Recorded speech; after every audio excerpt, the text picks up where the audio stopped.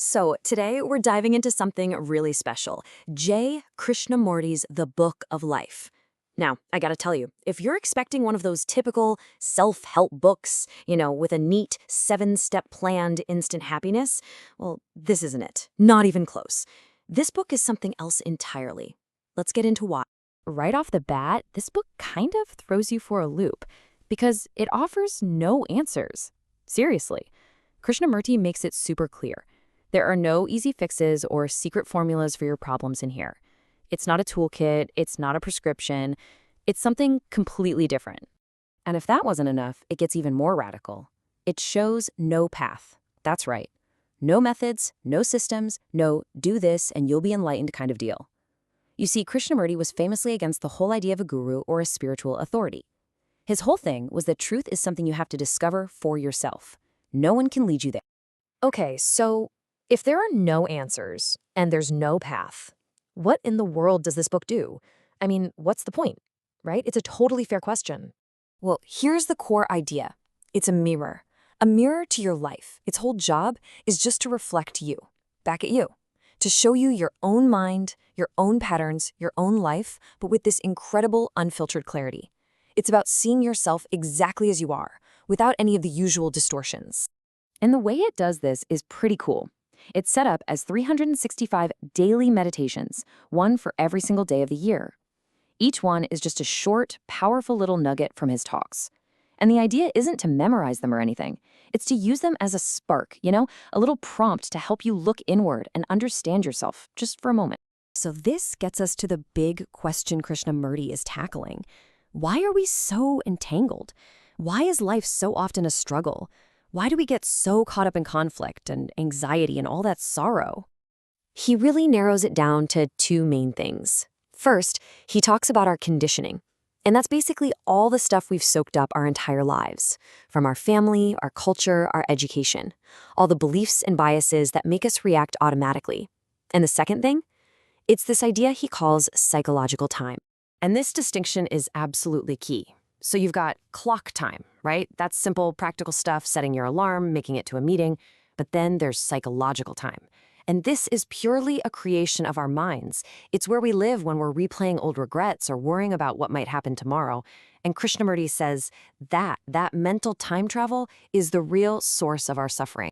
Think about it. We're almost always trapped, aren't we?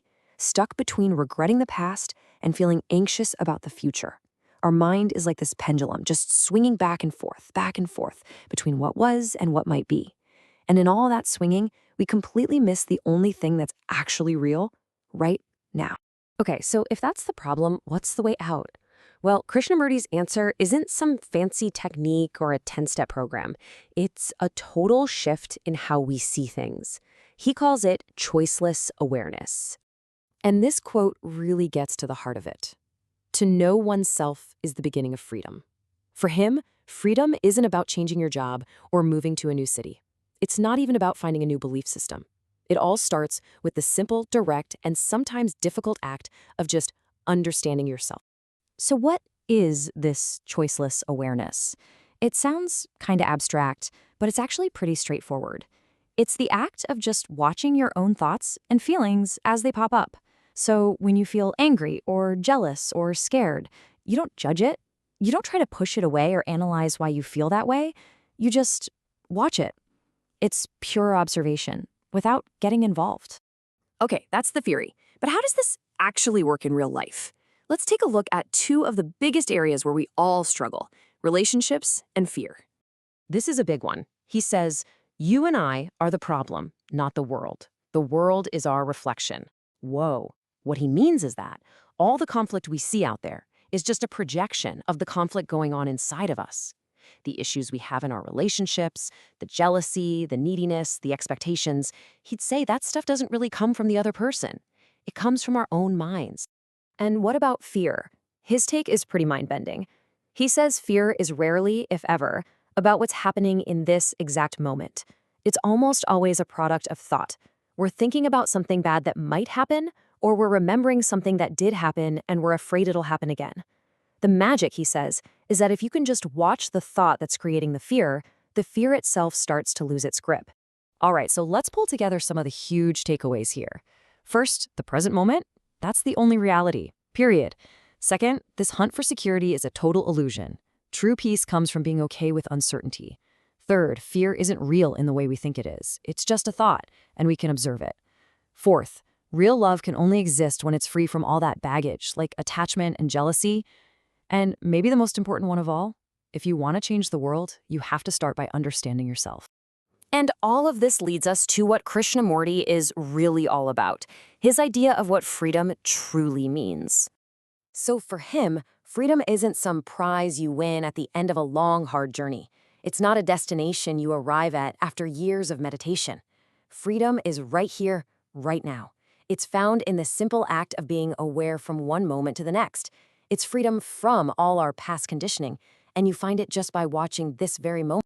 And this brings us to probably his most famous, most powerful statement: truth is a pathless land. What does that even mean? It means you can't get there by following a set path, or a religion, or a particular teacher. No one can give it to you. It's something you have to discover completely on your own, directly. So I want to leave you with this question to chew on. We live in a world that is always, always telling us to find a path, follow a system, chase some future goal. But what would happen if you just stopped? What might change for you if, even for a second, you gave up the search and just observed what's happening right now?